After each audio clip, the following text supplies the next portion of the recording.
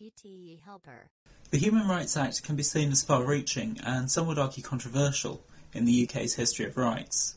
At the same time, it can be described as a somewhat cautious document that provides the starting point for a wider application of law to rights. In many ways, the freedoms and protections contained within the Human Rights Act were not new to people living in the UK. The Act puts into UK law most of the clauses of the European Convention on Human Rights. The Convention itself was devised following the end of the Second World War by the Council of Europe. UK lawyers played a significant role in the drafting of the Convention, and the UK was among the first governments to ratify the Convention in 1951. Rights are sometimes described as being of a positive or a negative nature. That's to say, some can be expressed as a right to, and others as freedom from.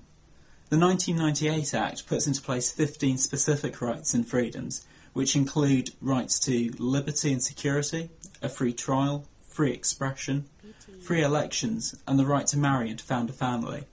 There are also freedoms from torture, from slavery or forced labour, and from discrimination on grounds such as race, sex, religion, political opinion or social origin. The Human Rights Act has been described as the start of a process. The Act itself does not expand on the provisions made by the European Convention, which some would consider as forming a baseline or a minimum standard for human rights. PTE Helper.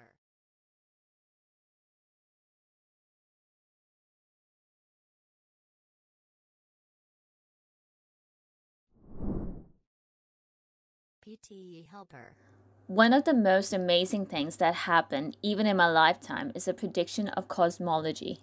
When I started out 40-odd years ago, we thought we knew that the universe began with the Big Bang. Some people doubted it even then. We thought that the universe was about 10 or 20 billion years old. But now, for really very sound scientific reasons, we can say that the universe did start in a Big Bang and is 13.8 billion years old. So it's not 14, it's on 13. We got a decimal point in there, and that's a stunning achievement to know that. And we also know that the laws of physics that apply to tiny particles around atoms also explain what happened in the Big Bang. You can't have one without the other. A very neat example of this is that when you apply nuclear physics, that kind of physics, to understand how stars work, you find out that the oldest stars in the universe are about 13 billion years old. So there's the universe. It's just a little bit older than the stars. Fantastic. If we done it and counted it the other way around and said that the stars were older than the universe, we would say science was in deep trouble. But it's not. Everything fits together, and we know how the universe began. We know how it got to be the way it is. The future is a bit more speculative. We don't know quite well what's going, but we got some ideas, which are as good as those ideas we had 40 years ago about how the Big Bang happened. PTE Helper.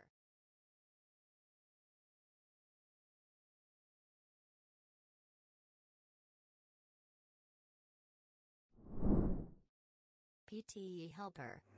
Australian housing. Well, it's like, why is Australian housing so expensive? Essentially, it's a showing of how well the Australian economy has been doing over the last 15 years. We have had 15 years, more or less, of uninterrupted and economic growth during which average earnings have risen by close to 90%. While over the course of that period, the standard variable mortgage rate has roughly halved. That meant that the amount which a typical home-buying household can afford to borrow under rules which aren't strictly applied as which they used to be, have more than doubled. Over the same period, rising immigration and falling average household size have meant that the number of households looking for accommodation has risen by about 1.5 million. That's around 200,000 more than the number of dwellings has increased by.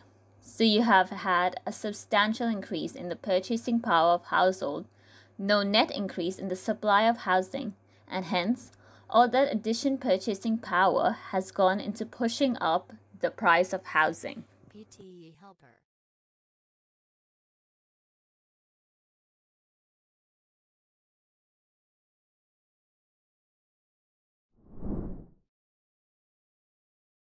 You've got sound receptors in your ear. And they're beautiful. We're not going to talk about them at any length, but there's little flappy, these little spiky things going along in your ear, and they can translate vibrational energy coming from your ear, hitting your eardrum, being translated into a vibration in the fluid in your ear, into a physical motion of these little receptors there, into an electrical motion, into an electrical signal that goes into your ear. So all that's pretty impressive stuff. We're not going to talk about the details of it, but I invite some of you who want to learn more about this, particularly MIT students, I think, find receptors to be really quite remarkable.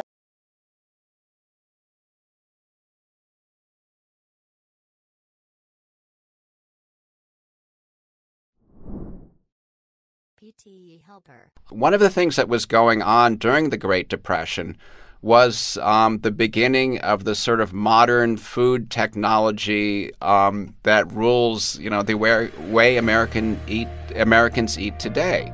That is, there are a lot of canned foods were coming onto the market at the time, and also refrigerators were really becoming very, very popular during the Great Depression, both in cities and in rural parts of the country, thanks to electrification, the Rural Electrification Administration. People could buy appliances, farmers could buy appliances, and that meant frozen foods were becoming big.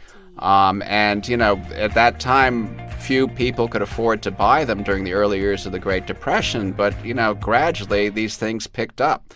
And so this was like the sort of beginning of the era when people were starting to think about supermarkets with rows and rows of freezer cases and rows of canned foods. PTE Helper.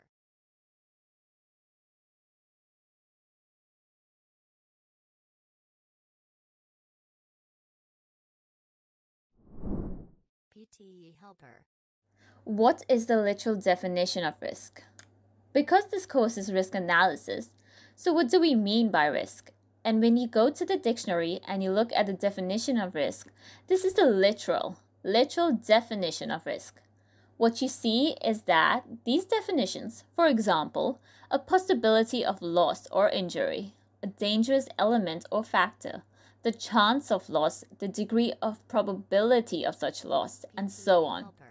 So risk has two parts to it. As you look at the literal definition of risk, one part of it is a consequence of some kind, which has a danger, has its loss. And the other aspect of it is a probability, possibility, or chance. Okay, so even in the literal definition of risk, there are these two parts to it, chance and consequence. Okay, and then at least as far as the English language is concerned, when you look up the word safe or safety, what you notice is a little bit of a loop in here, a little circular argument, but free from harm or risk, secure from threat or danger, harm or loss, the condition of being safe, and so on and so forth.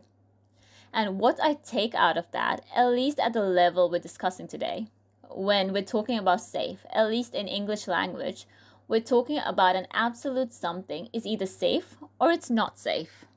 PTE Helper.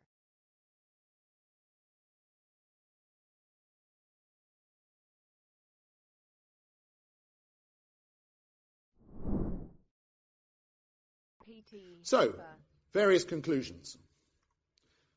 Yes, bees are in decline. These declines are well documented, they are real, and they're supported by good, strong scientific evidence, which is the only evidence that counts. The drivers of decline are many and varied depending on species. The effects of pollinator loss could be absolutely huge. So is it a catastrophe? Not yet. But it could be. On the positive side, we are aware of the problem. Awareness is being raised all the time, and people are taking action. That, before one can fix anything, you've got to recognise there's a problem, and that at least is being done.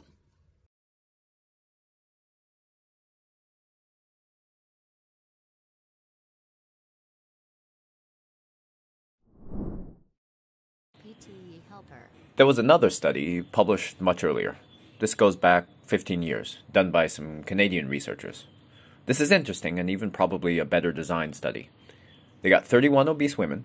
They were youngish to middle-aged women, volunteer for an exercise program. 6 months, all of them agreed not to change their diet. They did diet records on a regular basis to try to ensure that they weren't changing their diet. They exercised daily, burned probably about 2,000 calories a week through exercise. 6 months later, they ended the experiment, had a body fat test. So this is real body fat changes. This is where they actually measure body fat with a hydrostatic weight. Very accurate measure to look at body fat. And you can see, similar to the previous slide, you had some women that lost a significant amount of body fat. You had a few women in here that didn't do much of anything. And then you had some gainers over here. All of them were equally adhering, you might say. Well, maybe these women just didn't show up. And they did. They tracked their records, supervised exercise, everyone showed up, same amount of time. And yet you have some that gained and some that lost. And this is actual body fat changes. And you might ask the question, how do you explain this? Well, there's only two ways to explain it. Either they ate a lot more and were kind of cheating on their diet records, or they just subconsciously or consciously did less throughout the day. PTE Helper.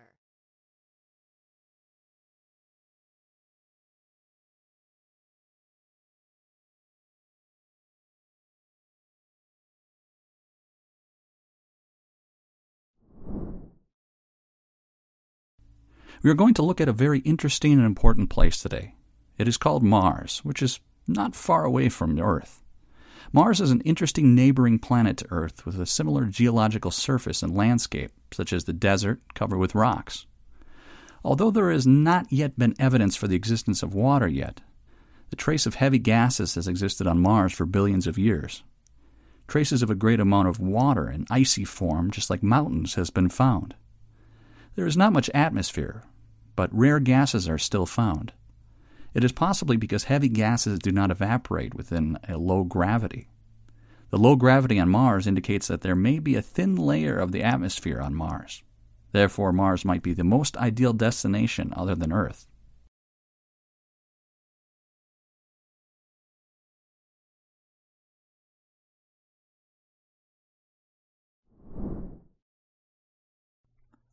Now I'm going to talk about biology, especially applications used in biological systems. The biological system does not always stay the same, but it evolves. Biology engineering is the next level of engineering. Nowadays, scientists rewrite DNAs by cutting the pieces and create new organisms so they can engineer and design nature. While scientists could only cut and paste DNA from one organism to another 40 years ago, they can now write and synthesize DNA to create new organisms with new techniques. If these organisms have a bacterium when they go to the lab tomorrow, they will see millions of bacteria. Besides, scientists are building a cellular factory and cultivating millions of bacteria based on one bacterium. People also want to see a natural world in the future.